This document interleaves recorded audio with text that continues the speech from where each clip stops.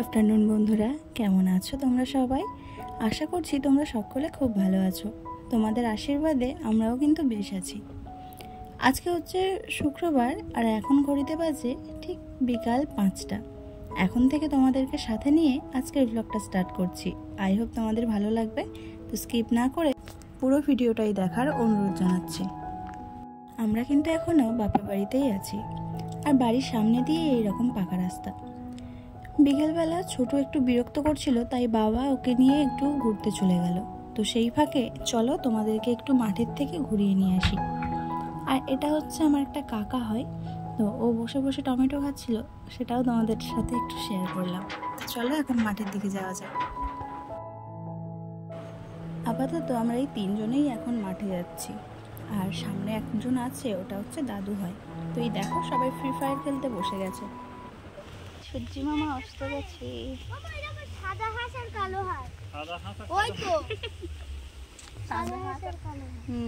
জুটি বেঁধেছে ওরা।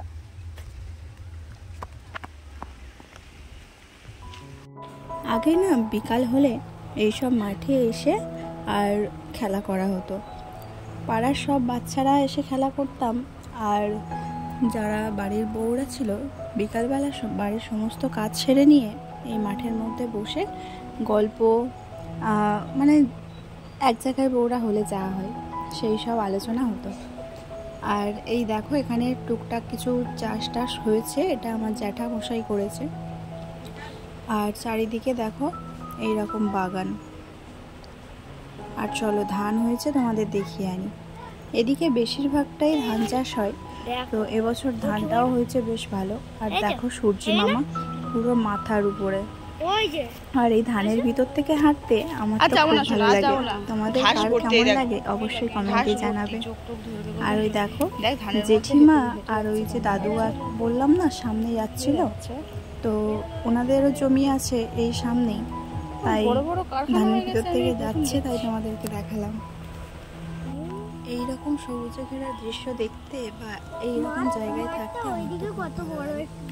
আমার যেখানে বিয়ে হয়েছে তোমরা জানো, সেটা পুরো বাগানের মধ্যেই।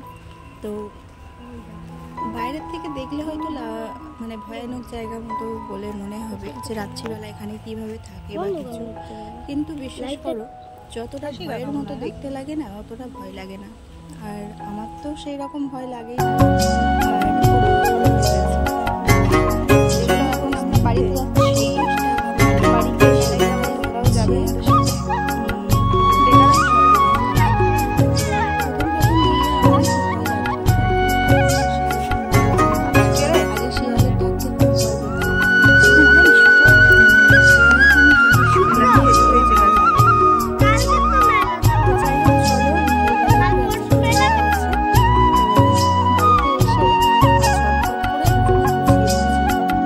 আমি তো পুরো রেডি হয়ে গেছি, আর দীপ্তি এখনো রেডি হচ্ছে। তো সিঁদুরটা একটু ঘেটে গেছিলো, তাই একটু ফু দিয়ে দিলাম, যাতে করে গাড়িতে যেতে বা হাওয়া লেগে ওর মুখে টুকে না ভর্তি হয়ে যায়। আমিও সিঁদুর পরলে না এরকমই করি। তো চলো আমরা রেডি হয়ে গেছি, এখন গাড়িতে করে যাব। কোথায় যাব বলো তো? আমরা যাচ্ছি মেলাতে। আমাদের এখানে এই শিবানীপুরের মেলা বলে। তো এইখানে হচ্ছে পয়লা বৈশাখ থেকে টানা 7 দিন মেলা হয়, মানে খুব বড় মেলাটা।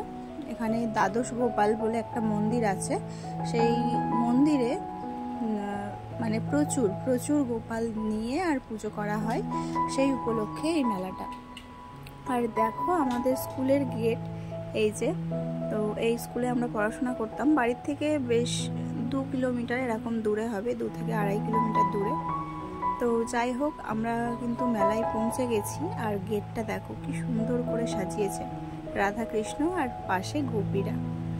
আর চলো এখন হেঁটে হেঁটে বেশ কিছুটা গিয়ে তারপরে মেলা। তো আমরা একটু বাইপাস রাস্তা দিয়ে আসলাম।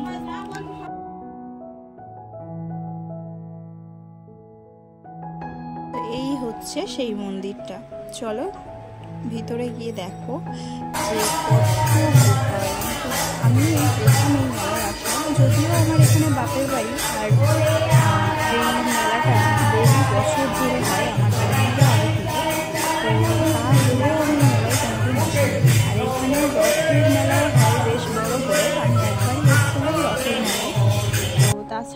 এরকম কোনো মেলায় আমি এই প্রথম আসলাম।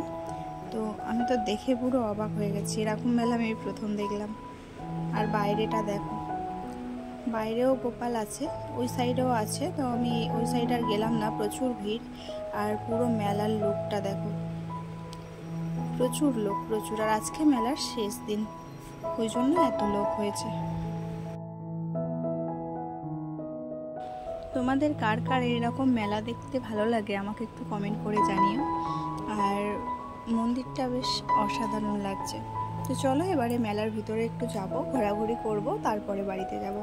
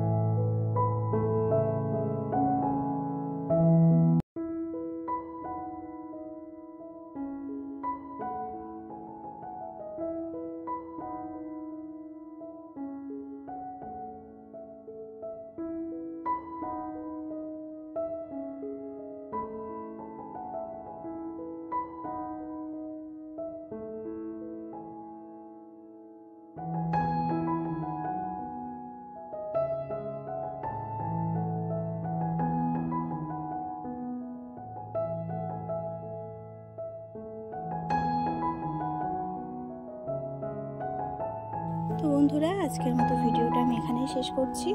যদি এতটুকু ভালো লাগে তাহলে লাইক কমেন্ট করে আর শেয়ার করে দিও।